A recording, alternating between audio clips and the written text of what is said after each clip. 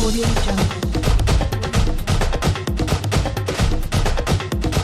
Terza partita casalinga nel giro di una settimana per l'Antenore Sport Padova, che al Palagozzano ospita il Cosmos 9, forte comunque di 3 risultati utili e consecutivi, 2 vittorie e un pareggio. La squadra di Alberto Rodriguez vuole continuare la striscia positiva, anche se sa che non sarà facile contro un avversario ostico che parte subito fortissimo, va vicino al gol con questa conclusione. Il primo tempo è equilibrato, ci sono occasioni da una parte e dall'altra, anche se si fa preferire un pochino di più la formazione vicentina. Qui però è Cinquino che impegna il portiere con questo destro, sbaglia però la difesa dell'Antenore. Qua c'è un rischio con Ouattara che non ne approfitta.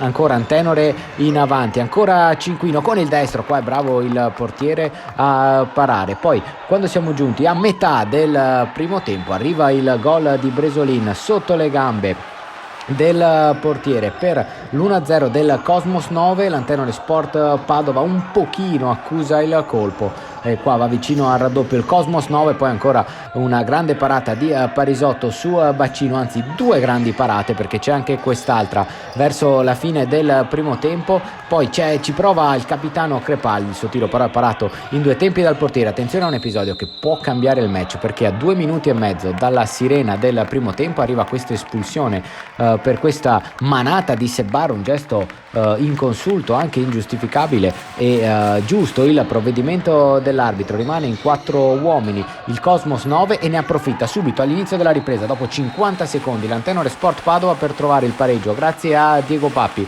La partita quindi si rimette sui binari migliori, 1-1, quindi l'Antenore ci crede. Ottimo questo triangolo che porta al tiro di Rizzi, parata con i piedi del portiere, ma proprio quando sembra che l'Antenore possa trovare il vantaggio arriva, ma è quello del Cosmos 9, ancora con Bresolin che trova così il 2-1. L'Antenore un pochino accusa il colpo, rischia anche di sbandare, qua deve salvare Parisotto, ma continua a spingere il Cosmos 9, trova anche il 3-1 qui con De Mello che da posizione quasi impossibile trova l'angolo per il gol. A questo punto si fa molto dura per l'Antenore, che comunque continua ad attaccare ed è anche un po' sfortunata. Si gira Secchieri ma trova la parata con i piedi del portiere, poi ci prova Cinquino ancora da fuori, ancora con i piedi il portiere. L'Antenore Sport Padova deve però anche difendersi, qua Parisotto, poi i ragazzi di Rodriguez ci provano anche con il portiere di movimento, ma praticamente alla prima azione in cui c'è il portiere di movimento vengono puniti